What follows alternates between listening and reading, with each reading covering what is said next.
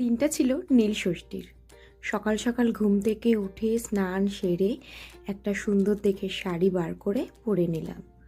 যাব পুজো দিতে।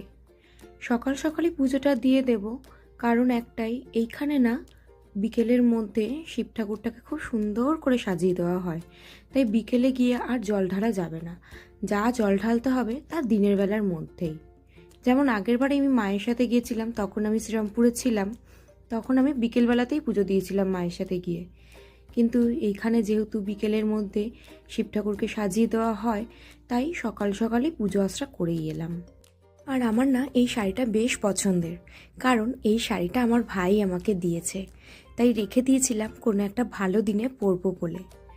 আজকের থেকে তো ভালো দিন আর মনে হয় না কিছু হতে পারে, তাই আজকে পরে নিলাম এই শাড়িটা। আমাদের তো এখানে পুজো দেওয়া হয়ে গেছে, কিন্তু আমার এই মহারাজ এ কিছুতেই ছাড়বে না, এও জল ঢেলেছে আজকে আমাদের সাথে। তারপরে তো এনাকে আর ছাড়ছে না, ধরেই রেখে দিয়েছে, সে কিছুতেই তাকে বাড়ি আনা যায় না। যাক, পুজো হয়ে গেছে আমাদের, এবার ফিরবো বাড়ি।